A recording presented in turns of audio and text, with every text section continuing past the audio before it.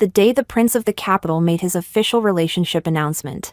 I was on stage at a film festival, receiving an award. His past as my sponsor resurfaced on the trending list. His current girlfriend got jealous, snatched my gigs, stole my endorsement deals. During the live interview, the host brought him up on purpose. I smiled. Wish him well. As for me, I'm also about to have some good news. That day, the TV screen in Bruno's house was smashed into pieces. Chapter 1. Right before the award ceremony. My assistant handed me my phone with an uneasy expression. The top trending topic was marked with a bold explosive tag. Bruno had made it official. His fiancée? The rising actress Alice. The same one who recently snatched my roles and hijacked my endorsement deals. I chuckled bitterly. She really didn't need to go that far. Suddenly, someone exposed a piece of gossip on a forum. That the Prince Charming Alice just bagged used to be the sugar daddy of the film queen, Camilla. There were pictures as proof. What surfaced was an old photo of Bruno and me kissing in London. The thread went viral fast. Someone even dug up photos from my high school days, some I didn't even remember taking. That's when netizens realized. Bruno and I were once classmates for 2 whole years. One blurry photo was reposted everywhere. Taken with an old school phone. Quality barely passable. I had my hair up in a high ponytail, loose strands framing my face. Head down working on an exam. Bruno sat beside me,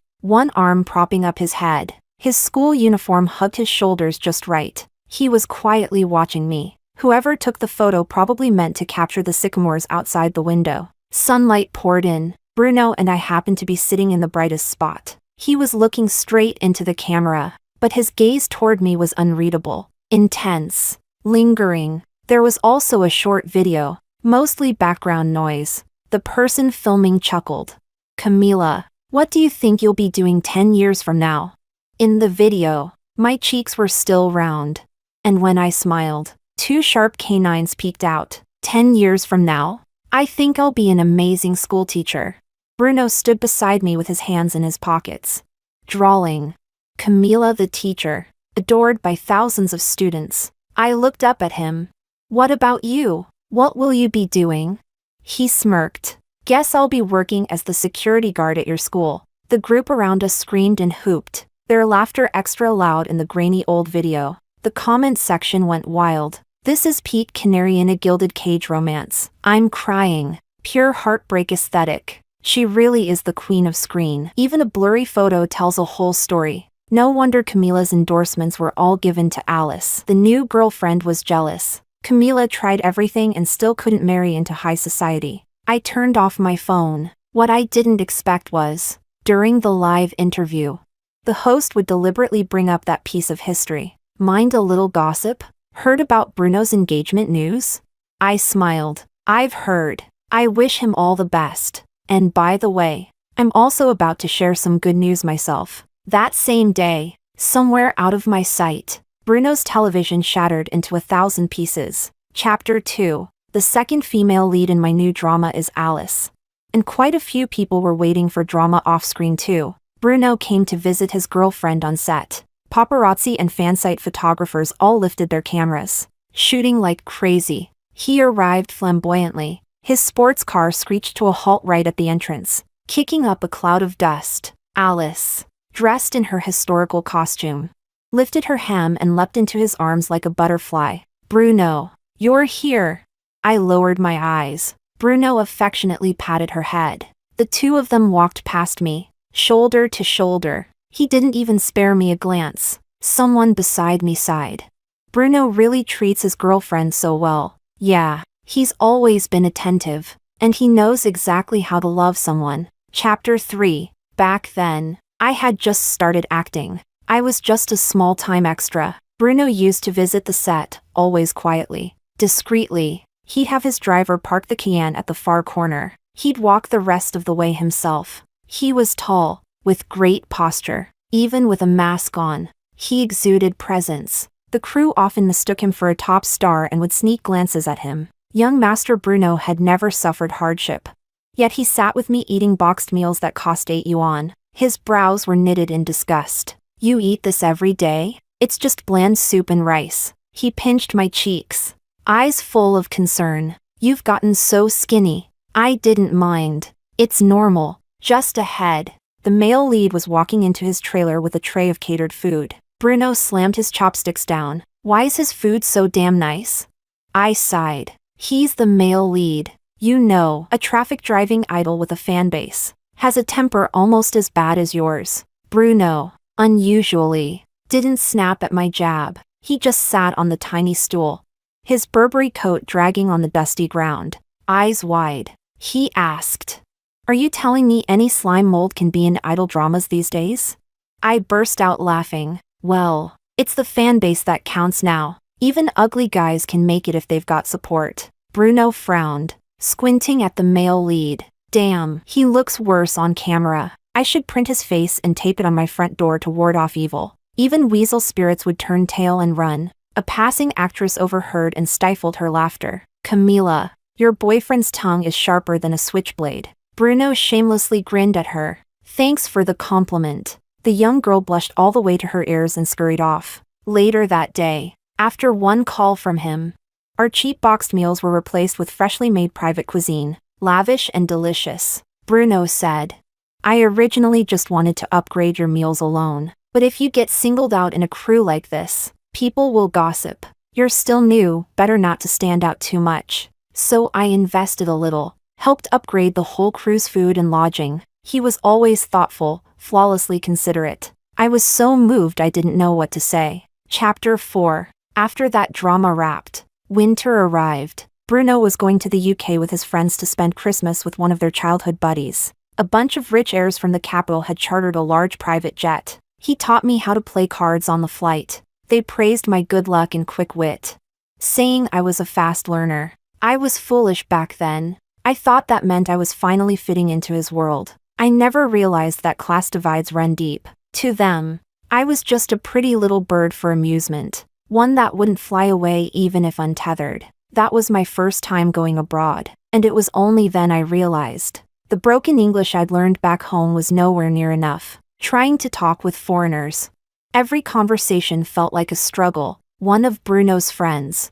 Kevin, had a mixed-race girlfriend. I overheard her whispering to him mockingly, Bruno's friend sounds like she's from some backwater English village. Kevin chuckled along. Typical small-town scholarship girl. No surprise there. Bruno didn't hear it, but I felt so humiliated. I wanted to disappear into the floor. Bruno's circle of friends loved to party, but none of them were slackers. Each of them had a family business to inherit, and had received elite education since childhood, even when Bruno transferred from an international school to our high school for 2 years.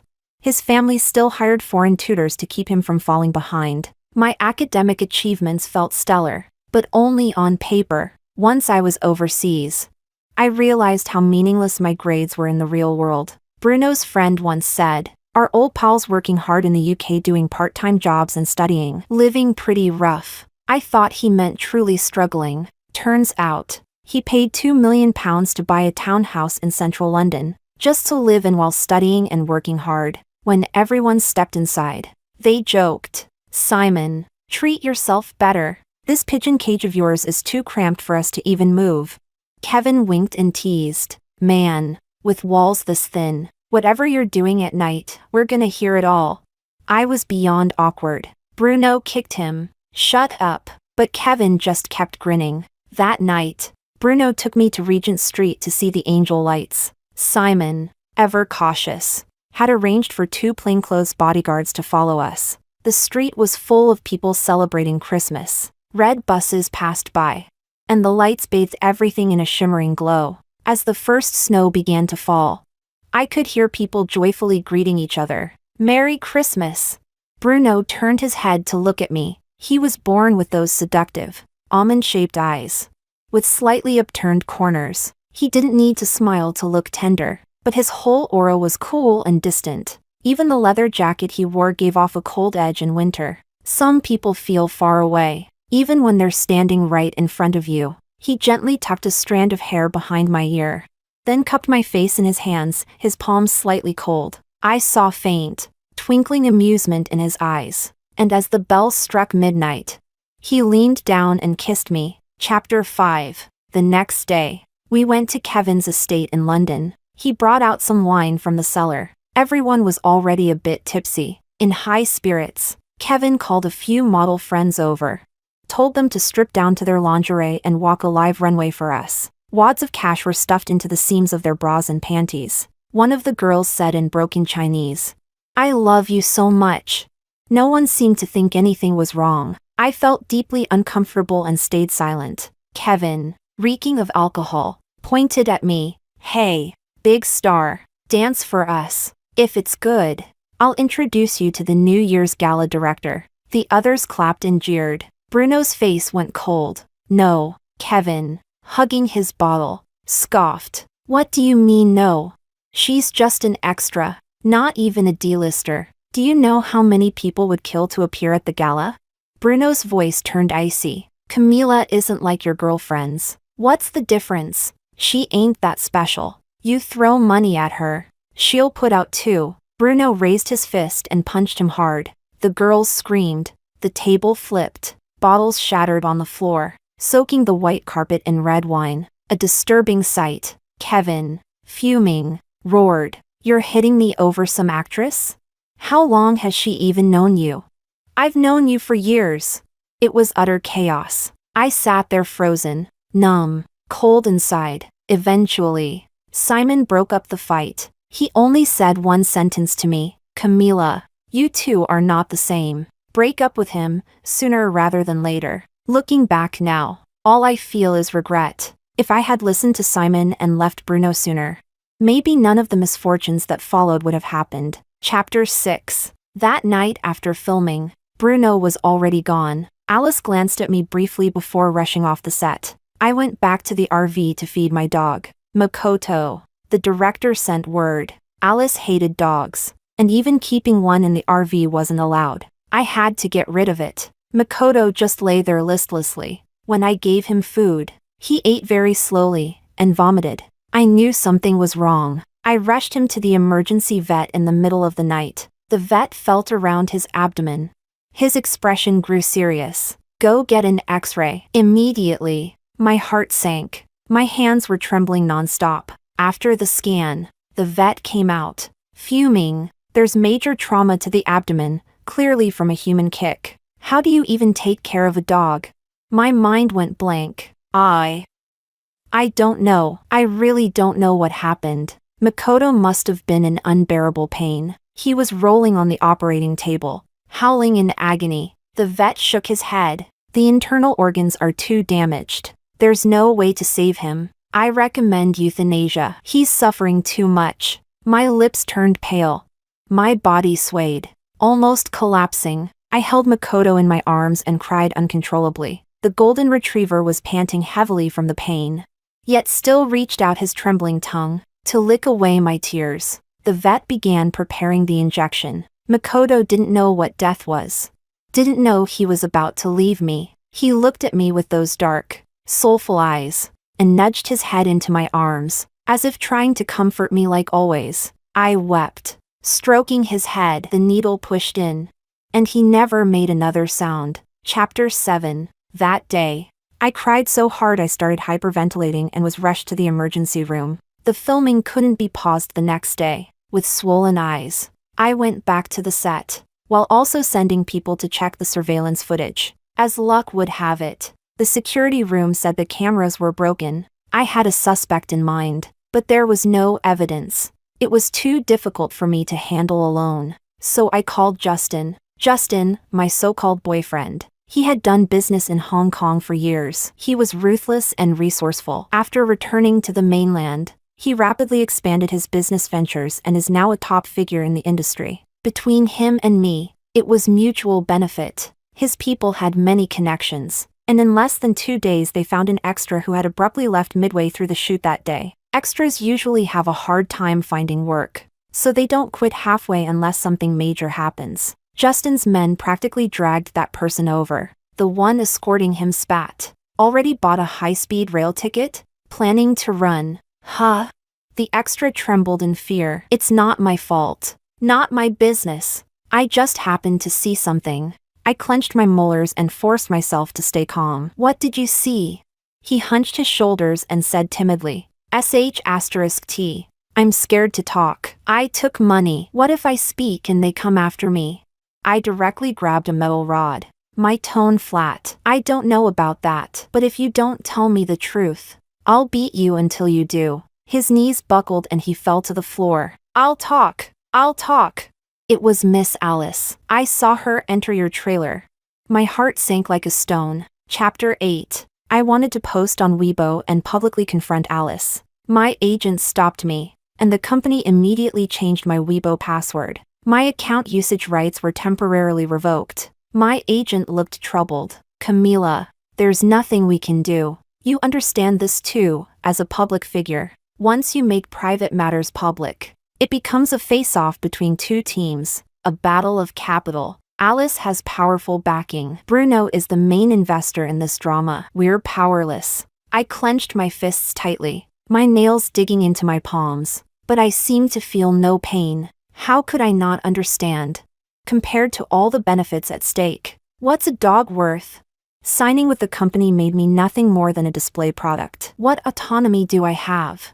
But Makoto was my family, someone I raised from a puppy. He didn't understand why strangers hated him so much. He only knew that when someone came, he happily wagged his tail and ran to greet them. I didn't dare imagine how hard Alice must have kicked him to rupture his organs so badly that he didn't even make it through the night. Justin called me. If you need help, just let me know. I was exhausted. She's backed by Bruno. Offending him won't be good for you. His voice on the phone was calm and steady. I'm not that weak. You might as well make good use of me as one of your contacts. I vaguely recalled the time I broke up with Bruno. There was no argument, no tears. I ended things with him via WeChat, blocked him on all platforms, and moved out of the villa efficiently. I left behind just one book by Chien Chi. Inside was a page marked with a bookmark. Though a mere mortal, if love can reach the point where snow covers bough and blade, then all that's left is a soft farewell. How ridiculous.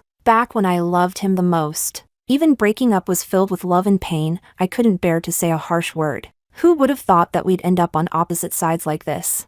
I softly thanked Justin. Thank you. You've already helped me so much. Always have. Chapter 9. That afternoon, I filmed a scene with Alice. According to the script, I had to slap her. The director said we could use a camera trick to fake it. Once filming started, I delivered my line. Who do you think you are to stand on equal footing with me?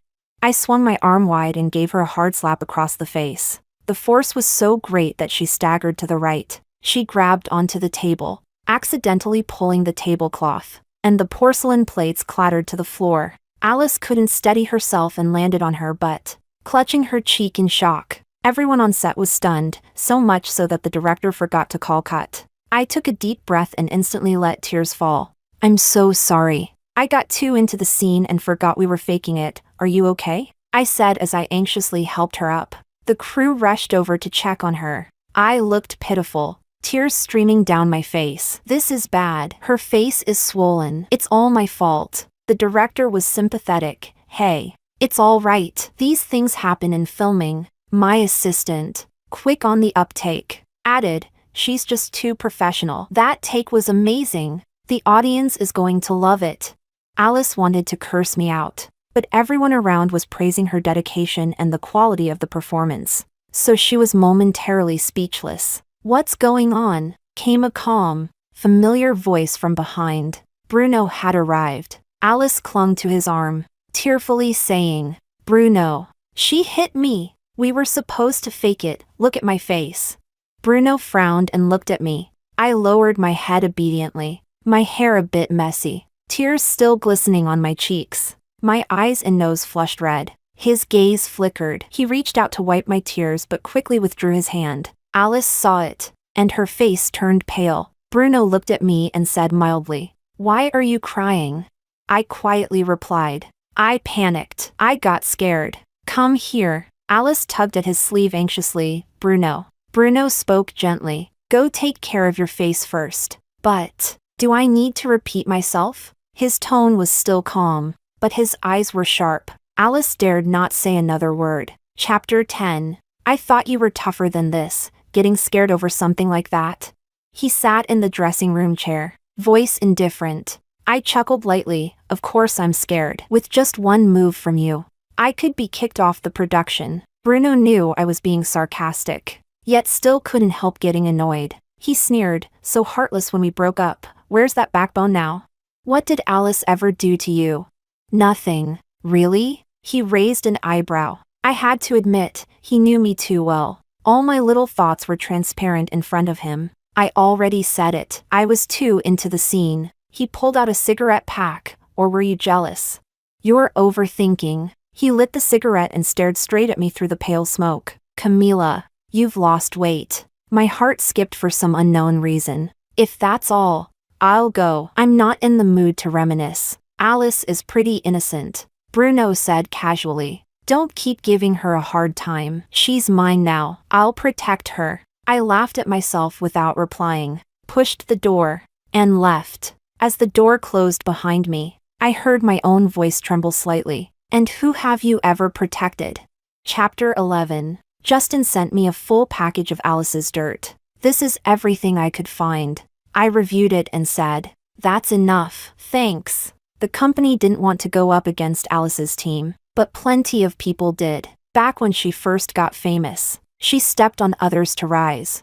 I anonymously sent everything to her direct competitor, Zoe. Zoe had a powerful backer behind her, bold and fearless. She had long disliked Alice. That very night, things exploded. First, someone posted on a gossip forum accusing Alice of diva behavior, school bullying, and plastic surgery. Then PR accounts picked it up. Press releases were issued. Trending topics were bought, and bots were hired to amplify the story. Alice's team figured out it was Zoe behind it and were furious. But by the time they reacted, it was already the next day and the story had blown up. Their PR scrambled to issue denials and fight back. It was a mess. The production had to halt filming. My agent called me in a panic. Camila, is this related to you? I coldly replied, stay out of it. They won't trace it to me anytime soon. Anytime soon? Are you out of your mind? Worst case. You shelve me. I smiled sweetly. Too bad the company depends on me to survive now. After hanging up, I took a cab to see Alice. She looked shocked when she opened the door. What are you doing here? Here to laugh at me? I stared at her coldly, barely restraining the rage inside me. Did you kill my dog? She panicked. I don't know what you're talking about. Get out! She shoved me hard, making my shoulder throb. I grabbed her wrist and locked eyes with her. Someone saw you enter my trailer. It wasn't me. They saw wrong. Why did you kill my dog? I don't know what you're saying. Why did you kill my dog? What the hell is wrong with you? Get out! Why did you kill my dog? She lost it and smashed a vase over my head. Blood trickled down my forehead. Even then, I kept staring at her like a vengeful ghost. Alice finally screamed in a breakdown. It jumped on me. I thought it was going to bite. Your trailer computer was open. I wanted to peek. How was I supposed to know there was a dog? The damn thing lunged at me. It was disgusting. I kicked it a few times and it started rolling around. I thought it was fine. How was I supposed to know it'd die? It was just a dog. Why are you making such a big deal out of it? I'll pay you. God. I'm sick of this. You old woman. Get out of here. I said nothing. I must have looked terrifying. Alice stared at me like I was a lunatic. It wasn't just a dog. I said quietly. I always repay every grudge. This isn't over. Chapter 12. Alice's leg was ruined. They managed to save it with surgery, but whether she could walk again would depend on rehab. I got the news during my flower arrangement class, just cultivating my artistic side. My agent was frantic. It's terrifying. She almost lost the whole leg. Bruno's family had ties in politics and police. He quickly traced everything back to me. He cornered me. Alice was hit by a car. The driver? The father of a student she used to bully. I still had bandages on my head. Is that so? Poor man. A parent's heart is full of pain. You still act like it's nothing? His voice rose. This is too much. Over a dog? You really went this far? Alice's schedule, damn it. It was you who leaked it to him. He almost killed her. I stayed expressionless. Didn't she deserve to die? She drove someone to depression and suicide. Bruno stared at me. conflicted. Camila, how did you become like this? And how should she have ended up? Justin stepped forward, shielding me. Don't project your ideals onto others. Camila's pet, which she raised by hand, was kicked to death, and now you expect her to be all forgiving? What kind of logic is that? Instead of preaching here, go watch your fiancée. If she throws another vase, Camila won't stop me from returning the favor. Bruno finally noticed the bandage. Alice hit you? Why didn't you tell me? Justin scoffed. Would it have mattered? What else can you do besides twist the truth? Bruno grabbed Justin's collar. Who the hell are you? I yanked his hand back. Let go. He's my boyfriend. Chapter 13. Thank you. In Justin's car, I lowered my head and fiddled with the hem of my shirt. It was so awkward. I really didn't want to use him as a shield. If you want to thank me, say it less. That's the real way to thank me, he said, hands on the wheel, eyes focused on the road. I buried my head even lower. Sorry. He chuckled. Say that less too. I looked at him in confusion. I'd met plenty of wealthy people, mostly the spoiled rich kids in Beijing, because their lives were built on money and power from the beginning. Arrogance was ingrained in them. When in a good mood, they might treat you politely. When in a bad mood, they'd say the most humiliating things. Even though Bruno and I had known each other since high school, there was always a thin film between us. It suffocated me. Justin wasn't like them at all. He'd built his empire from scratch, fought tooth and nail in the business world. How do I put it? He had a powerful presence, but also a sense of loyalty and grit. Talking to him, I never felt belittled. He knew how to respect people. He made you feel at ease. Do I look good? Justin asked out of nowhere. I jumped. What? He smirked. You've been sneaking glances at me this whole time, haven't you? No. You look pretty good, I muttered. I quickly looked away, cheeks warming. After a long silence, I stared at the retreating scenery outside the window. Justin, I want to go back to my high school. Chapter 14. The woman was selling vegetables in the wet market. Doing quite well, she looked busy. I watched her from afar, bustling around. She looked even older now, and the little girl next to her had grown taller, hunched over the table doing homework. Justin stood beside me. You're just going to watch from here? I pulled out a cloth bag and handed it to the woman at the stall in front. Auntie, could you help me give this to that lady? She took it. Aw, of course. You look kinda familiar. Are you a celebrity or something? I wore a mask and shook my head. You've got the wrong person. She took the bag, and then chatted excitedly with the woman. We hid behind a pillar, unable to hear clearly. Faintly, I heard her say, such a beautiful girl, tall, long legs, and such a graceful vibe. The woman opened the bag in confusion. Inside was a bank card and a handwritten note. The neat handwriting said, "There's 5 million in the card. The password is on the back." She looked up. I quickly ducked behind the pillar. I didn't dare meet her eyes. The weight of those tears, I couldn't bear it. Justin silently handed me a tissue. Turns out, I was crying too. It started to drizzle, the rain soft and thin. The road to the cemetery was in poor shape, and mud splashed all over the luxury car. I bought a bouquet of daisies and laid them in front of the principal's tombstone. They were her favorite flowers when she was alive. In the black and white photo, she smiled so gently. Only now the rain hit her face, as if she were crying. I tilted the umbrella. I didn't shield you from the wind and rain while you lived. Now the umbrella comes too late. Justin, do you want to hear about my past? Chapter 15. When I was 10, I helped my mother escape from home. She had been trafficked into marriage. That day, my father went to town for errands. I pretended not to notice my mother's intentions and helped her deceive the neighbors. It was a long walk from the mountain to the bus station that led to the train. My mother sat on a truck, gazing into the distance, the wind brushing through her messy hair. For the first time, I saw her eyes light up. I curled up in the corner, small and silent, just quietly watching her. I thought, so this is what my mother looks like when she's truly happy. So vivid, so beautiful. Her eyes sparkled as she looked at me. Camila, do you want to come live in the city with mommy? At that moment, I wanted to nod so badly, but I smiled and shook my head. My mom was so naive. If we both left, my dad would never let it go. He'd dig up the whole earth to find us. Besides, I had already overheard the village women saying, "A woman with a child can't marry a good man. She'll be dragged down for life." My mom was so wonderful. She deserved freedom. Her eyes dimmed. After a long silence, she looked up again with determination. "Camila, Mommy has some things to take care of. I might not come back for a while. Can you go home by yourself?"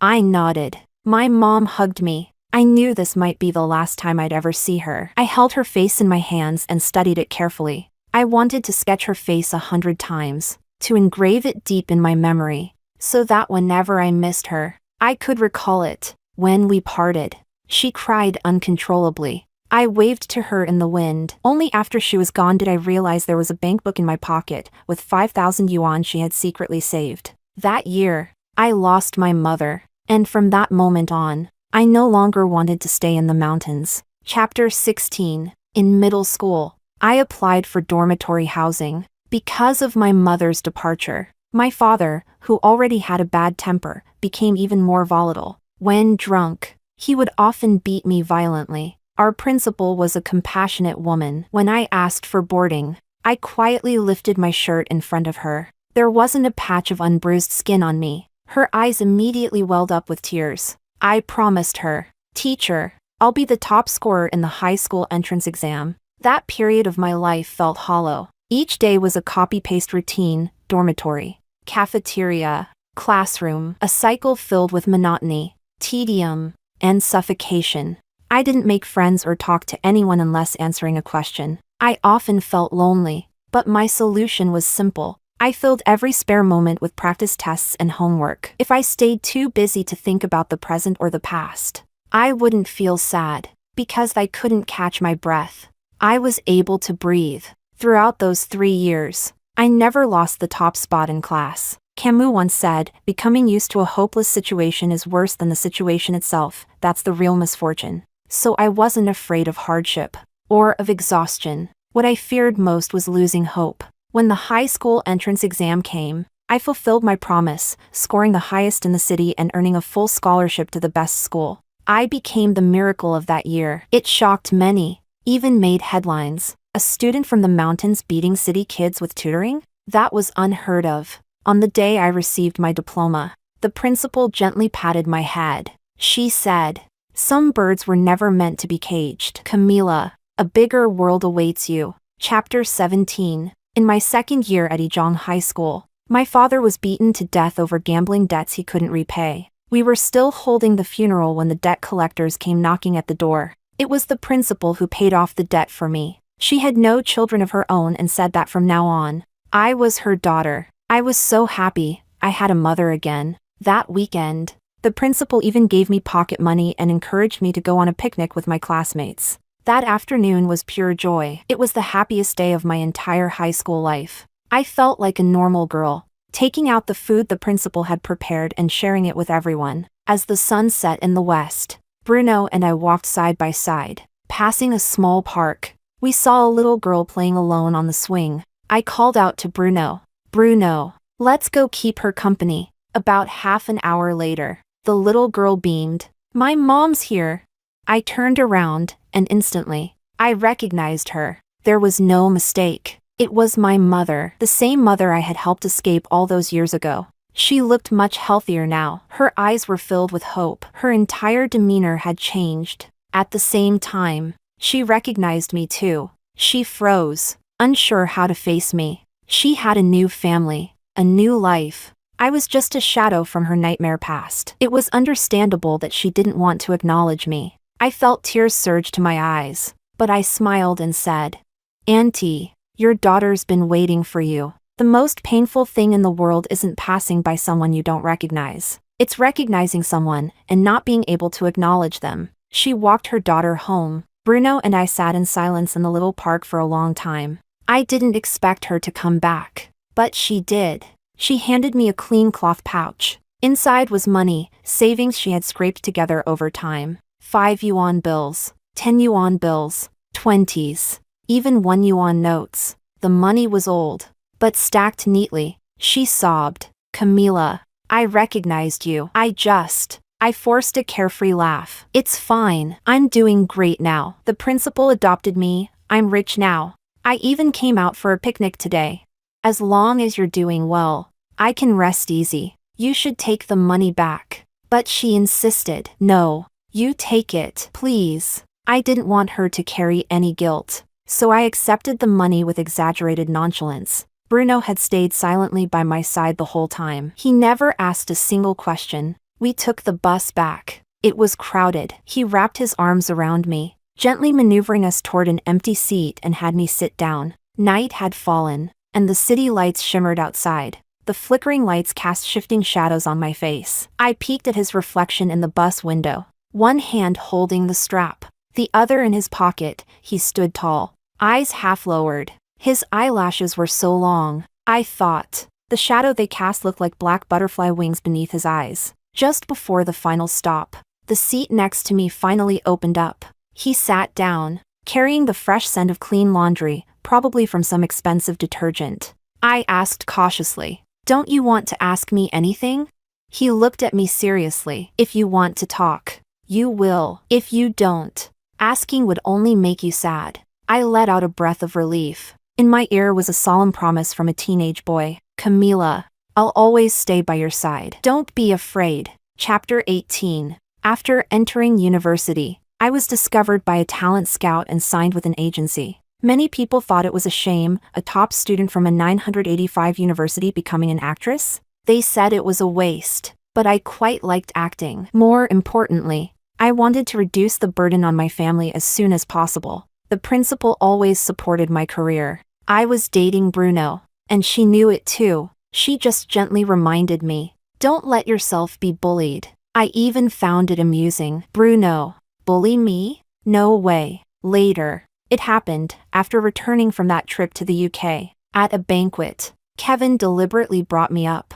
"That girl sure has high aspirations. Bruno spoils her to no end." Everyone could understand the implication. It reached Bruno's mother. She asked to meet me. I thought it would play out like in the TV dramas, with her giving me a check and asking me to leave. But she didn't come herself. Instead, her assistant came. On the table was a thick stack of documents, a summarized record of my life from birth until now. It included my father's gambling, my mother having been trafficked, details about her current family, and even where the principal and I lived. My face turned pale. For a wealthy and powerful family, pushing away a poor girl was so easy. No need for checks or money, just a few phone calls, and they could destroy me and everyone around me. The assistant smiled politely. "Miss, we sincerely hope you'll choose the smart way out. If you spare us trouble, we'll spare you trouble too." Chapter 19. Justin held onto me tenderly as I swayed.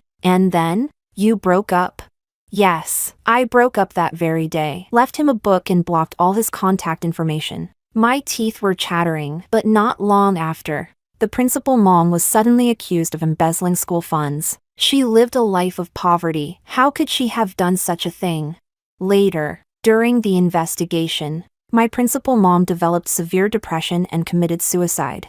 I had just entered the industry and had no savings. Even after selling her house, the debt wasn't repaid. I had to beg my birth mother. She helped me pay 500,000 yuan. That was originally meant for her family to buy a house.